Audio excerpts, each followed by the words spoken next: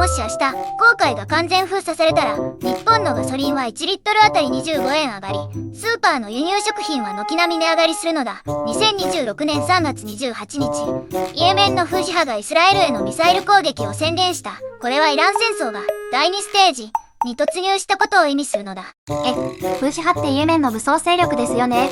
それが今、イスラエルを狙ってミサイルを撃ったんですか？しかも公海封鎖まで起きる可能性があるなんて、日本も無関係じゃないですよね。今日はフーシ派参戦のなぜ今なのかから、日本のガソリン代、物価への具体的な影響、そして停戦か泥沼化かという2つのシナリオまで全部掘り下げるのだ。最後まで見ればこの戦争の構造が丸ごとわかるのだ。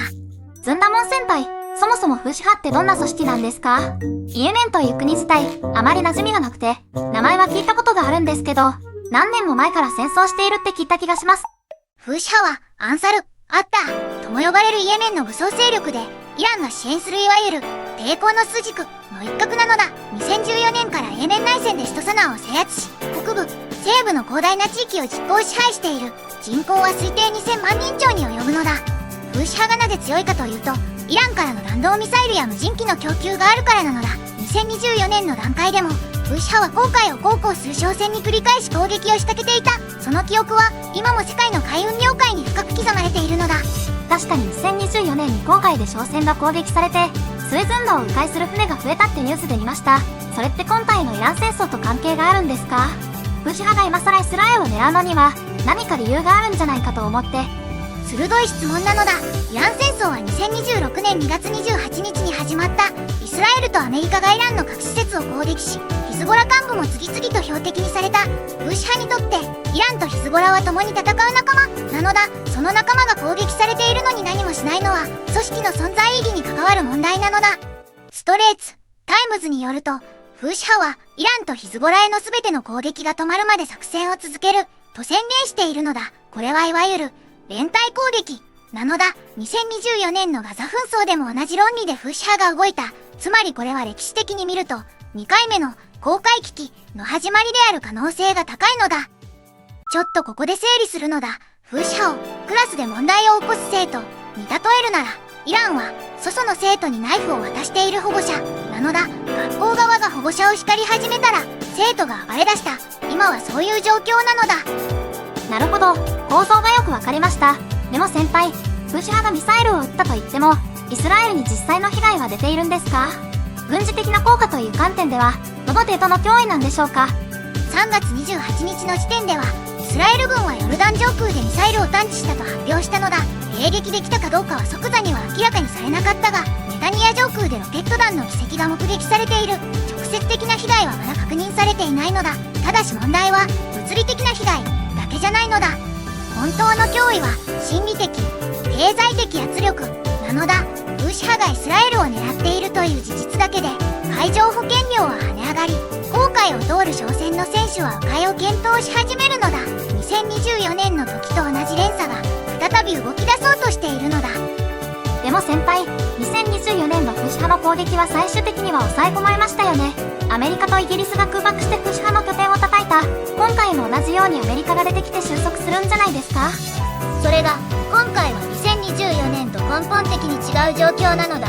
2024年はガザ紛争という代理戦争の話だった。だが今はアメリカとイスラエルがイラン本土を直接攻撃している正面戦争の最中なのだ。ニューヨークタイムズによると、イランはサウジアラビアのプリンス・スルタン空軍基地を攻撃し、アメリカ兵12人が負傷したという報告まで出ているのだ。アメリカは今、イランに対して正面から戦っている状態なのだ。そこにフーシ派というもう一つの戦線が加わった。アメリカの軍事リソースは分散し、フーシ派を抑え込む余力が2024年よりも大幅に低下している可能性があるのだ。さて、ここで一度立ち止まるのだ。フーシ派がイスラエルを狙っているという話がなぜ日本のスーパーの値段と直結しているのか。この見えない糸について次は具体的な数字で話すのだ。ここまでおさらいするのだ。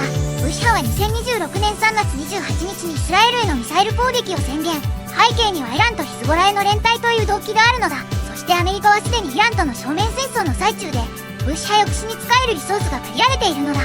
ではいよいよ日本への影響を具体的な数字で話すのだ。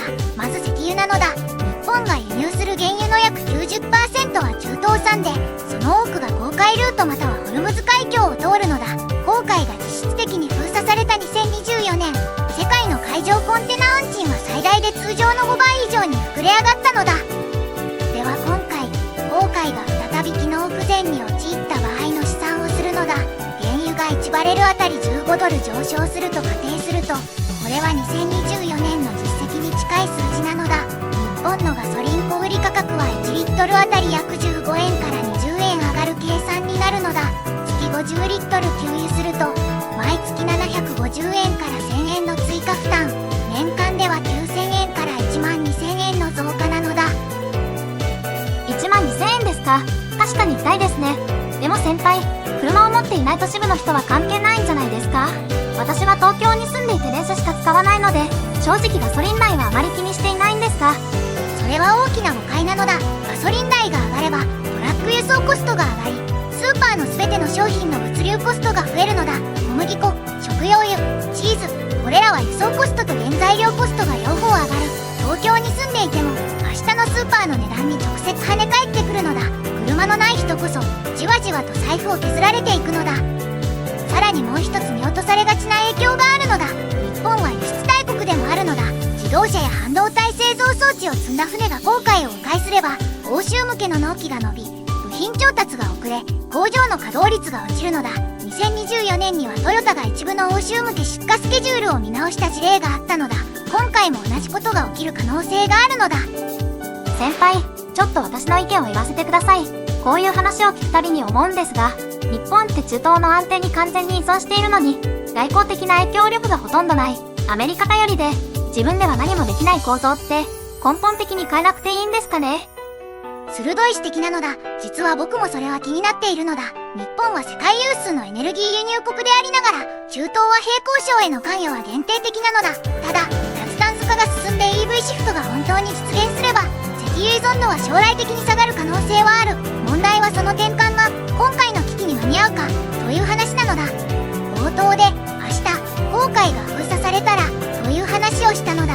実はイラン戦争が始まった2026年2月28日から原油市場はすでに不安定になっているのだ。パイス紙によると、イランのホルムズ海峡封鎖要求がトランプ大統領に突きつけられているという報道もあるのだ。風刺派の参戦はその緊張にもう一本火をつけた形なのだ。先輩、今後の見通しについて聞かせてください。停戦に向かうのか、それともさらに拡大するのか、3ヶ月後にはどうなっていると思いますか？シナリオ A は数週間以内の停戦交渉成立なのだ。